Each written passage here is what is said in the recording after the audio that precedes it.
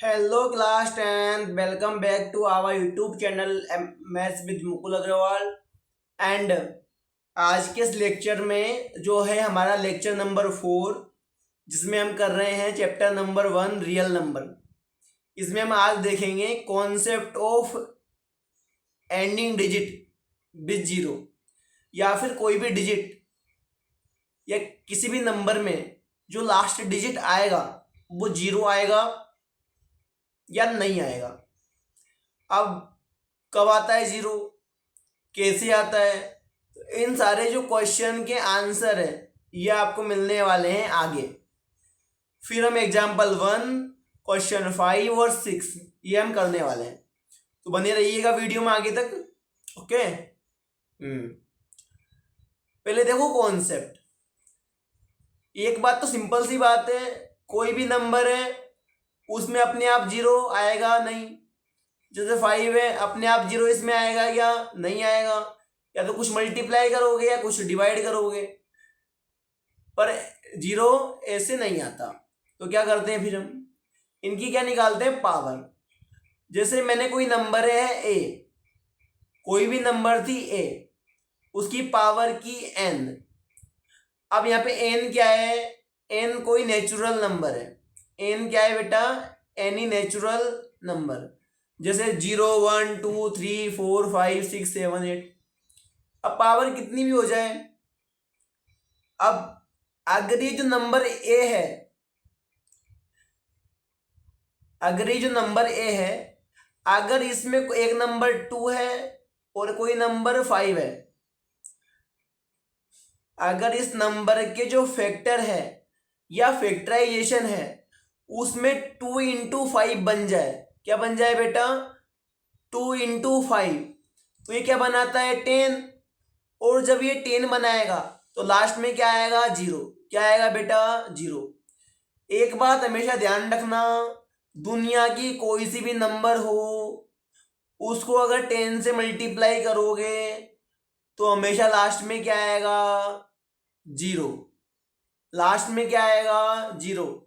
ये सिंपल सी बात है। आप चाहे 72 ले लो, 10 से मल्टीप्लाई किया 720, तो लास्ट में क्या आया, जीरो।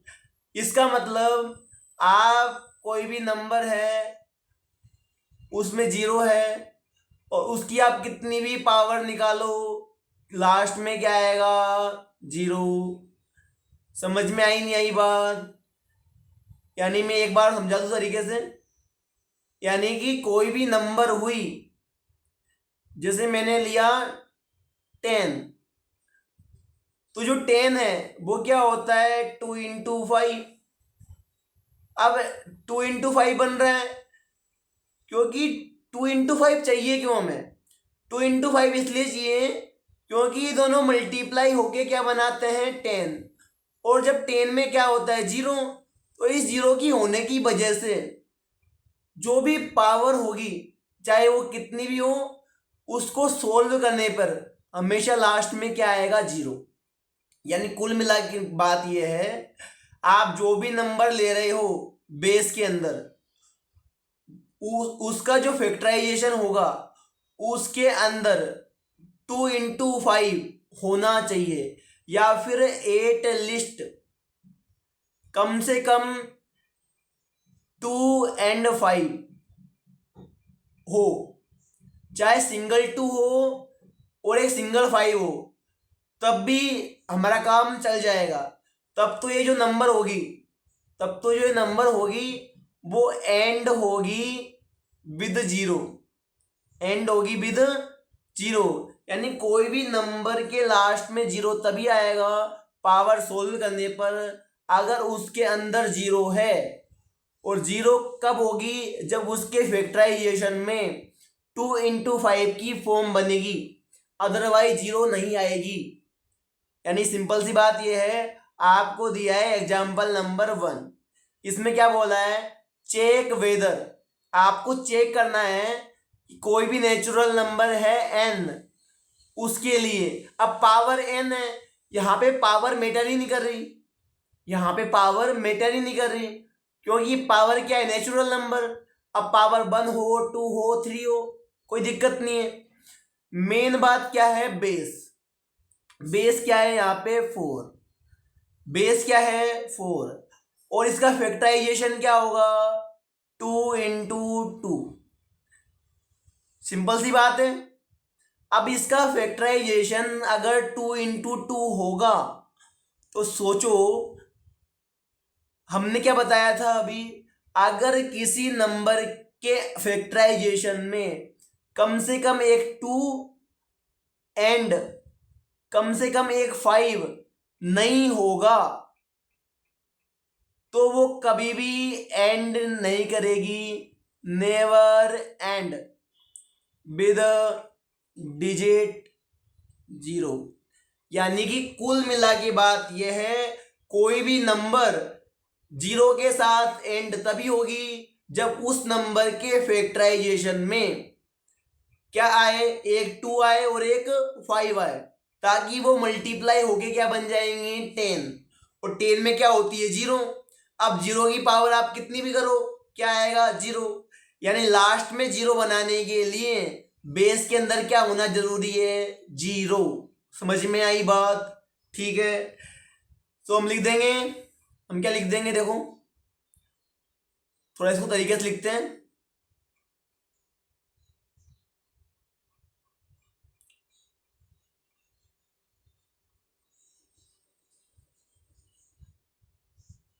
तो अगर इसको हम तरीके से लिखें,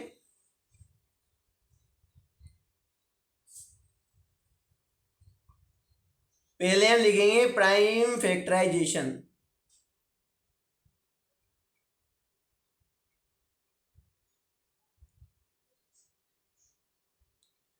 फोर का प्राइम फैक्टराइजेशन हो गया 2 × 2, तो हम लिख देंगे here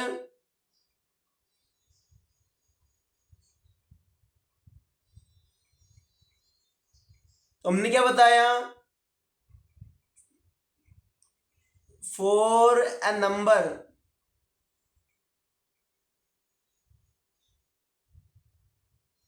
to and with digit 0 it should, it is compulsory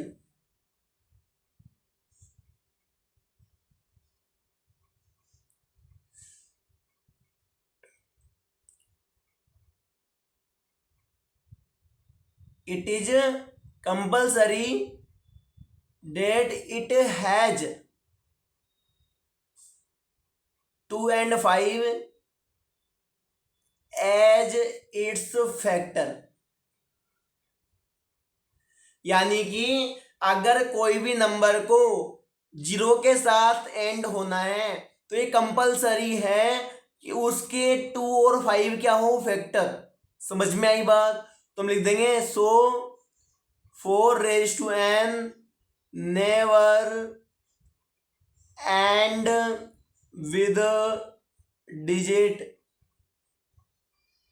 0। यानी कि 4 की पावर n कभी भी 0 के साथ एंड नहीं होगी, ठीक है। आगे चलें, देखो सेम क्वेश्चन है 6 की पावर n, तो हम क्या कर लेंगे, पहले हम लिखेंगे प्राइम फैक्टराइजेशन ऑफ 6। तो क्या हो जाएगा, 2 × 3 एंड हम जानते हैं, हमको क्या पता लगा यहां से, 6 do not have 5 as its factor, क्योंकि 5 इसका फैक्टर नहीं है। और लास्ट में 0 बनाने के लिए हमें क्या चाहिए, 2 × 5। तो 2 तो है पर 5 नहीं है, सो हम क्या लिखेंगे, हम लिखेंगे सो इट डज नॉट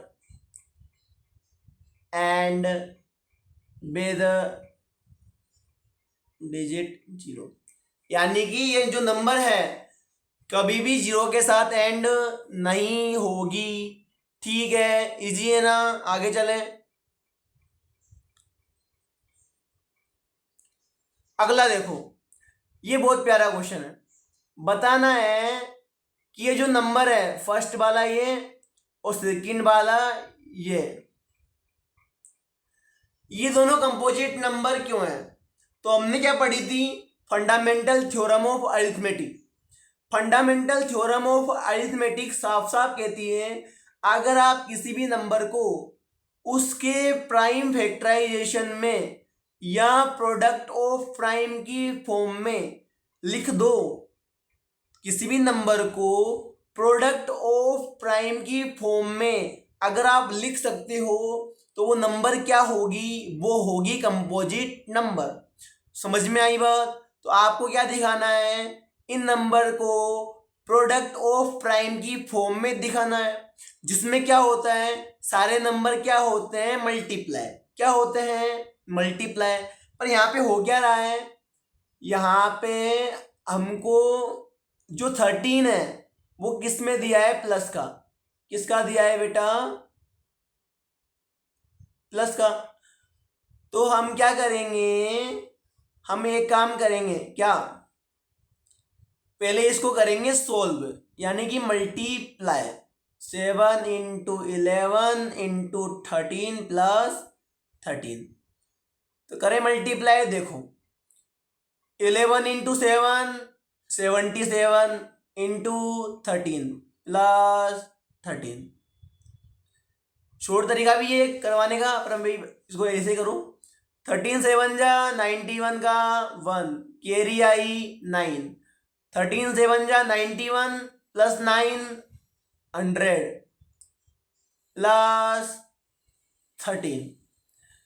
अब देखो 1001 प्लस 13 1014।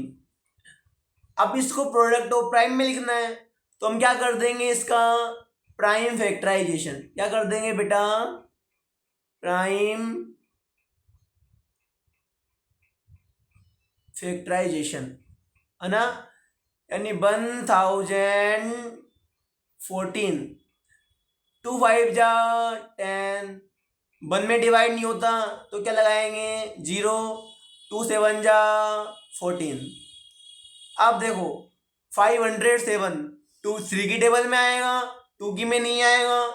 3 से डिवाइड करते हैं, 3 1 जा 3, कितना बचेगा? 2, और 2 और 0 20, 3 6 जा 18। अब कितना बचा? 2 27, 3 9 जा 27। और हम साफ साफ जानते हैं कि 169 13 की टेबल में आता है, क्योंकि 169 13 का क्या होता है? स्क्वायर। क्या होता है बेटा? स्क्वायर। 13 बन जा 13। ठीक है, तो ये हो जाएगा 1014 is equal to 2 into 3 into 13 into 13। तो हम लिख देंगे 1014 can be expressed as product of primes then by fundamental theorem of arithmetic, fundamental theorem of arithmetic 7 into 11 into 13 plus 13 is a composite number। समझ में आया बात? समझ में आई ना? तो कुछ नहीं करना, इनको सोल्व करना है, फिर इसका क्या कर देना है? प्राइम फैक्टराइजेशन, और इनको प्रोडक्ट ऑफ प्राइम की फॉर्म में लिखना है, फिर थ्योरम लगा के आंसर को बता देना है भाई कि भाई कंपोजिट नंबर है। ठीक है, आगे चलें।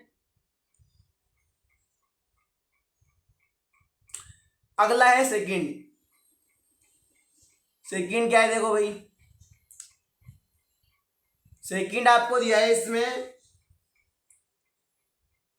7 into 6 into 5 into 4 into 3 into 2 into 1 plus 5, ये आपको दिया है। अब देखो 5 तो प्लस में, अगर ये 5 प्लस में नहीं होता, सिंपल सी बात है, अगर ये 5 प्लस में नहीं होता तो ये साफ साफ क्या हो जाता, प्रोडक्ट ऑफ प्राइम। और प्रोडक्ट ऑफ प्राइम होता तो क्या हो जाता बताओ, दिमाग लगाओ अपना, कंपोजिट नंबर। तो सिंपल सी बात ये है, हमें क्या करना है, इसको पहले सोल्व।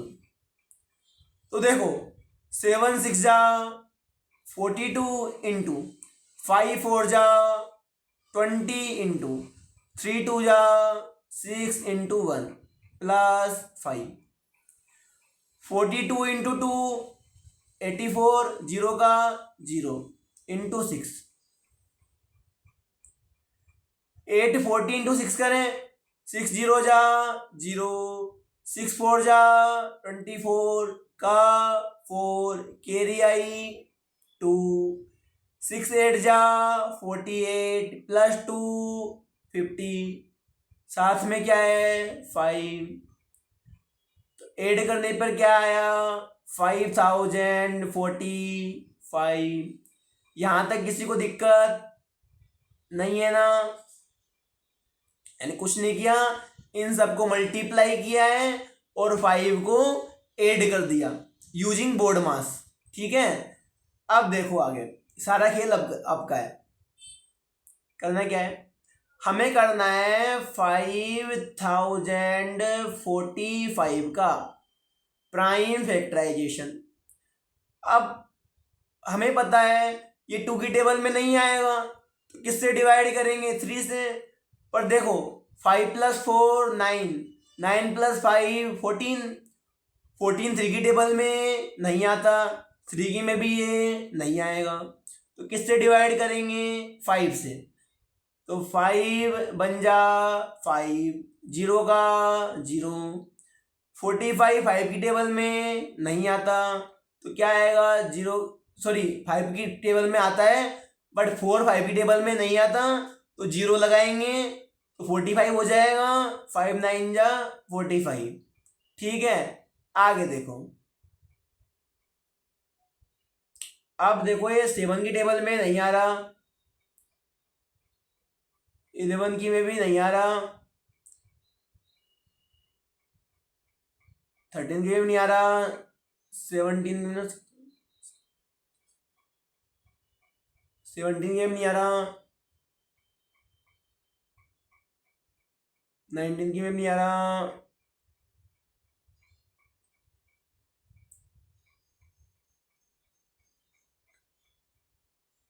23 की में भी नहीं आ रहा, 25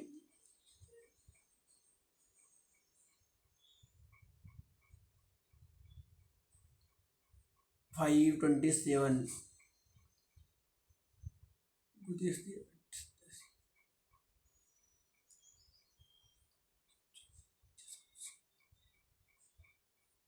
नहीं,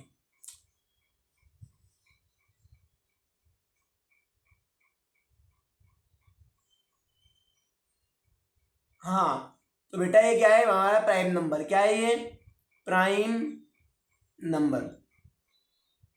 ठीक है, ठीक है, हो गया इतना, तो हम लिख देंगे, क्या लिख देंगे कि जो ये नंबर है इट, जब लिख देना 5 इंटू 1009, ये भी प्राइम ये भी प्राइम, तो लिख देंगे it can be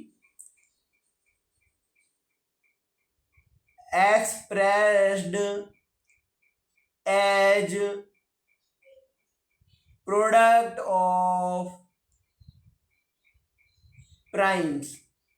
So 7 into 6 into 5 into 4 into 3 into 2 into 1 plus 5 are composite number, और किससे हुआ ये फंडामेंटल थ्योरम से, fundamental theorem of arithmetic.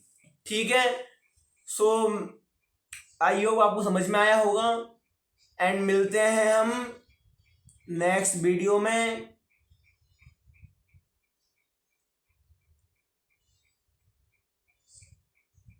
Thanks for watching. Okay, और अगर आपने इतना वीडियो देखा है तो वीडियो को चैनल को सब्सक्राइब और वीडियो को शेयर करो। ओके।